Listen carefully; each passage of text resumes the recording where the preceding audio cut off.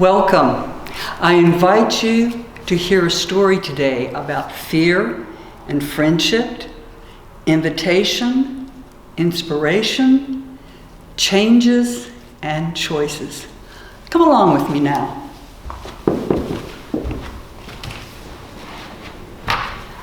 There once was a street sweeper named Sam, and he lived at a time of golden splendor when shiny knights battled fierce dragons underneath a golden sun. But Sam only knew of such splendor from afar. Every morning he would wake up in his little rundown shack and look into a cracked mirror and say, "Lord, when you made me, you certainly did make a mistake." Well, all of the people in the village agreed with Sam because he was such an odd-looking little fellow. He had a big, bulbous nose, bushy eyebrows, deep-set eyes, floppy ears, and a pointed chin. Poor Sam. Every night when he would go to bed in his shack, he would look up through a hole in the roof at the stars, and he would dream of being anyone other than Sam the street sweeper. Perhaps a merry troubadour singing in the marketplace, perhaps a page for a great knight, anyone other than himself, the street sweeper. Hot July days were always the worst for Sam because he would go through the alleyways, and as he would sweep, the dirt and the dust would fly up and stick to his hot, sweaty legs. And little children would run behind him and tease him and say things like, "Look at Sam, he's afraid of his own shadow." Well, I'd be afraid too if I looked like Sam. One particular day, he was in an alleyway that was so dirty, and he was kind of mumbling to himself about how people shouldn't throw their trash in the streets, when all of a sudden he looked up into the western sun and he saw a man on a horse. Well, the man got down off the horse and he came closer, and Sam saw that it wasn't just any man, it was the prince from the Lord's castle. And he stood there. And the prince said, "What's your name?" And Sam said, "I'm Sam, sire." And the prince looked around the alley and he said, "Gets pretty lonely out here, doesn't it, Sam?" "Yes, sire." And the prince said, "Sam, there's something about you I like.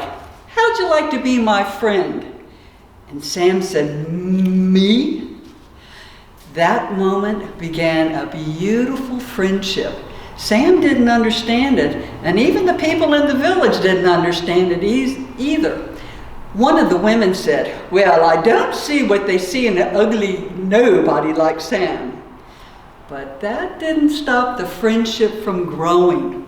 They spent a lot of time together. They would go for long walks around the castle moat. They would go for horseback rides in the forest. And they would pick mushrooms and blackberries in its season. And things began to change for Sam gradually. And with the encouragement of the prince, Sam grew to be more confident, and he actually began to even like himself. One day, the prince came to Sam and he said, "Sam, I've got great news. I'm getting married in the spring, and I want you to be a guest of honor." Well, Sam thought he'd died and gone to heaven. He'd never been invited anywhere before, and now he was invited to the prince's wedding in the Lord's castle. He couldn't wait. But he went home to take a look at his clothes to see what he would wear for this great occasion, but he had nothing, mostly rags. And so he decided that he was going to get another job so that he could earn enough money to get a new wedding outfit. And surprisingly, he landed a job as the town crier. Early in the morning, he would get up and he would go through the streets and he would cup his hands around his mouth and he would yell out things like, "Hear ye, hear ye, hear ye, Lancelot rescues damsel in distress." Well, after a few months, he had enough money, and so he went to buy his wedding outfit. He bought a white shirt and white pants and a white jacket and white tie and white socks and white shoes and white suspenders with imitation diamonds that spelled out S-A-M. It was beautiful. He went home and he tucked it away safely. On the day of the wedding, he pulled out an old rusty wash tub and he scrubbed himself clean and he combed his hair, and then he put on his white shirt and white pants and white jacket and white tie and white socks and white shoes and the white suspenders with the imitation diamonds that spelled out S-A-M. He looked mighty fine, and it was time for the wedding. And so he opened the door and his face fell, because there were dark storm clouds and it had begun to rain. And he went, "Oh no, I'll never get there all in one piece with not getting muddy. What will I do?" But the words of the prince came back.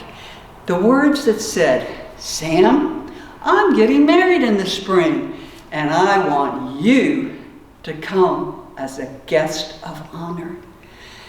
So he gathered up his courage and he grabbed an old umbrella and he hunkered down under it and he began running through the streets, jumping over mud puddles, staying as close to that umbrella as he could, and miraculously he arrived at the drawbridge unscathed. He looked up. There was a huge window, and he could see through it to the hanging chandeliers that were sparkling with crystal, and the light was reflecting off the marble floor. And people were dressed in their gold and their silver and their silks and their satins, and they were dancing across that floor to beautiful music. And Sam froze. "I don't even know how to dance. What will people think? What will the prince think?" But then that little voice in the back of his head reminded him, "I want you to be a guest of honor." And so Sam gathered up his courage, took a deep breath, and stepped forward and promptly slipped and fell into the biggest mud puddle you have ever seen. Oh, face first. When he got up, he was covered in mud from head to toe. He looked down. He now had on a brown shirt and brown pants and a brown jacket and a brown tie and brown socks and brown shoes and brown suspenders that spelled out absolutely nothing. And he said to himself, "Well, at least I match." But his attempt at humor did not relieve the stress and the worry. And so he turned to leave. But then that voice in the back of his head reminded him, "I want you to be a guest of honor." And Sam struggled. What would people say? What would they think? What would the prince say? What would the prince think? What am I thinking? And as he turned to leave, again that voice came back. "I want you to be a guest of honor." Sam, what would he do? Would Sam go into the castle dripping in mud? Would he have enough courage to go into the Lord's castle? Would you? Life is full of choices that sometimes lead to changes. I hope that you will choose wisely and choose well. Amen.